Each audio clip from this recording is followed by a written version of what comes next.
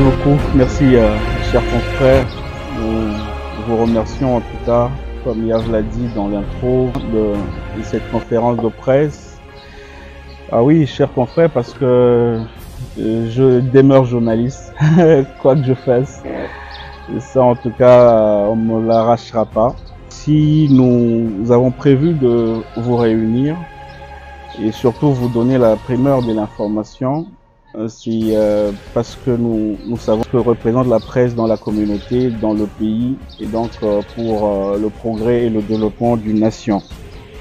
C'est aussi pour faire une double annonce. Une double annonce qui concerne d'abord la sortie officielle de notre ASBEL. Nous avons pu mettre en place une ASBEL qui s'appelle Médias pour le développement, MD en sigle. Il bouillait un petit peu en moi depuis le début de l'année une vive envie de pouvoir intéresser les confrères, nous réunir autour d'une plateforme qui puisse essayer de contribuer comme on le peut aux efforts de développement de notre province en particulier et de notre pays en général.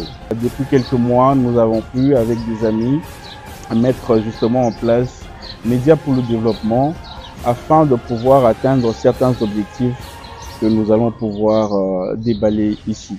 L'association, qu'est-ce qu'elle fait déjà? Il y a quelques productions dans les tuyaux, notamment des documentaires, des magazines à réaliser pour un peu dans le cadre du changement des comportements, et l'association organise également des événements pour passer des messages, pour sensibiliser, pour éduquer les masses, pour essayer aussi de donner des modèles de développement à la communauté. Après cette annonce de la sortie officielle donc de ce Média pour le développement, il s'agit des deux événements que Média pour le développement entend organiser en fin d'année, en tout début de décembre. Alors le premier événement, il s'appelle tout simplement Trophée Tanganyika 2023. Alors je vais tout à l'heure vous présenter le spécimen. C'est donc ce grand événement qui va aussi contribuer dans ce qui est fait déjà, mais aussi pour essayer de donner des modèles à la communauté.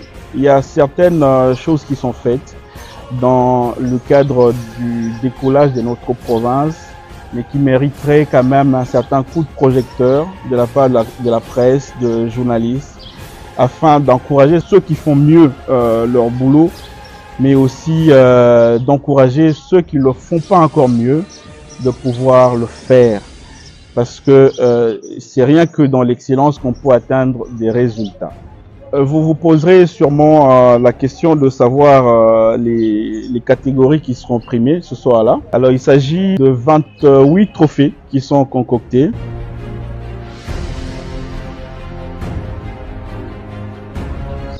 Je commence par... il y a d'abord l'initiative de l'année. Nous avons au niveau sanitaire, il y a le prix de la santé, il y a le prix de l'éducation. On sait tous que l'éducation c'est important aussi. Il y a les hommes politiques de l'année, et là, dans ce monde-là, nous journalistes encore, on est encore plus avec eux. Nous avons l'homme politique, également la femme politique de l'année. Nous avons pensé aux artistes musiciens. Il y a un trophée aux musiciens urbains de l'année. Nous avons un trophée de service public de l'État de cette année. Nous avons également le prix de la culture.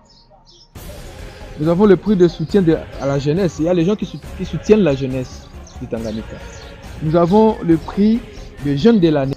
Nous avons le restaurant. Nous avons par exemple le meilleur projet de développement. Nous avons le prix de la nostalgie, ce qui nous fait revivre encore les anciens temps. Nous avons également ici les prix du social.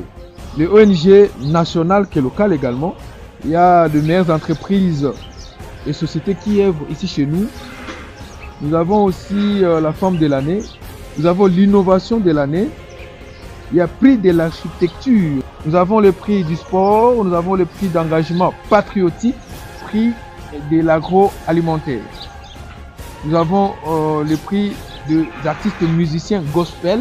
Il y a Tanganyika de la diaspora aussi. Les gens qui sont de la diaspora, mais ils ont quand même l'idée de revenir faire quelque chose chez nous. Nous devons aussi les encourager.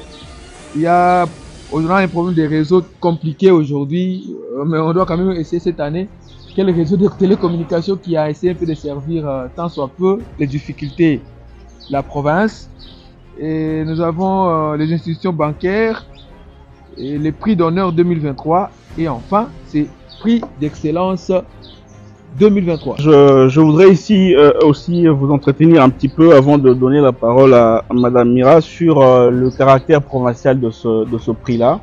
Et donc pour l'organisation que nous sommes, nous serons vraiment heureux qu'il y ait, si pas une moitié, qu'il y ait quand même des prix qui partent aussi en territoire et que ça s'arrête pas seulement à Kalemi. Mais pour essayer de parler critères et même calendrier des activités de Miss, je voudrais ici accorder la parole à notre point focal pour vous entretenir un petit peu. Mira. Merci bien fait. Je pense que l'essentiel a été dit par Mélodie. En fait, par rapport aux critères de participation à l'élection Miss Tanganyika 2023, premièrement, il faut être célibataire. Il faut que la Miss soit célibataire. Deuxièmement, il faut que la Miss soit âgée de 18 ans à plus. Troisièmement, il faut que la Miss mesure au moins 1m70, pieds nus, sans talons. Et puis, être de nationalité congolaise, je l'ai dit. La Miss, je pense que la Miss doit représenter notre province dans d'autres plateformes. Donc, il faut qu'elle soit capable de parler bien français et de savoir comment écrire. Et puis, pour ce qui n'est pas autorisé, et ce sont des artificiels, vous voyez, une Miss ne peut pas être tatouée, vous voyez. Au moins, nous pouvons tolérer des tatouages un peu légers qui n'est pas vraiment visible. Avoir des cheveux naturels, ne pas avoir de perruque, ne pas avoir beaucoup plus de maquillage. Il faut vraiment qu'elle soit naturelle. Parce que pour être Miss, il faut vraiment être naturel. C'est vraiment un atout pour les concours de beauté. Ne pas faire des chirurgies esthétiques parce que vous voyez que, comme je l'ai dit, pour être Miss, il faut être naturel. Il ne faut vraiment pas rajouter des histoires pour être à la hauteur. N'est pas aussi filmé. Vous voyez que ce n'est pas aussi autorisé pour une Miss de filmer pendant des prestations. Par rapport au calendrier, je pense que les inscriptions peuvent commencer du 1er au 8 novembre. C'est ça, du 1er au 8 novembre 2023.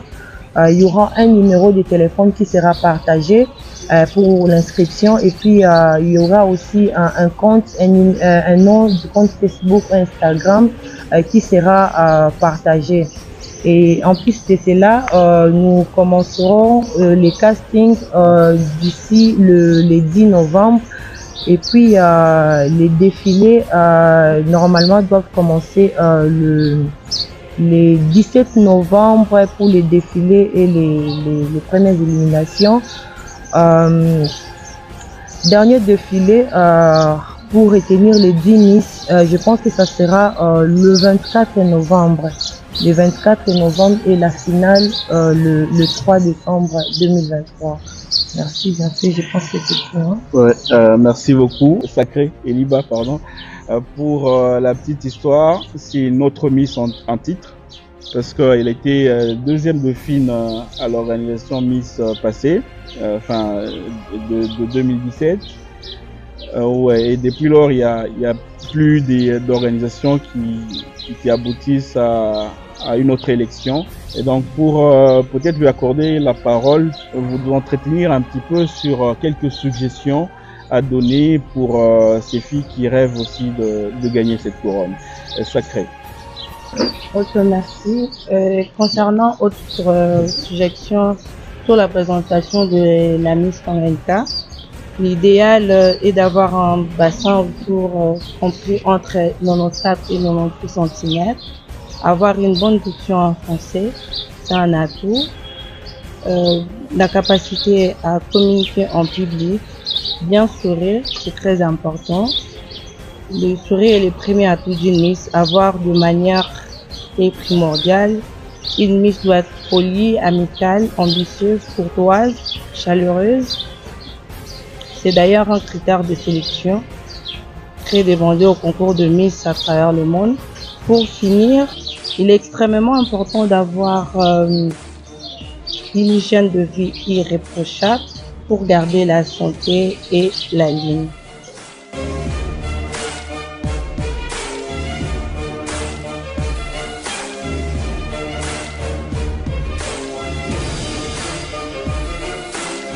Alors, pour revenir un petit peu aux dates par rapport à ces deux événements-là, nous les envisageons pour ce qui est de Miss Tanganyika le 3 décembre 2023 ici, le 3 décembre 2023.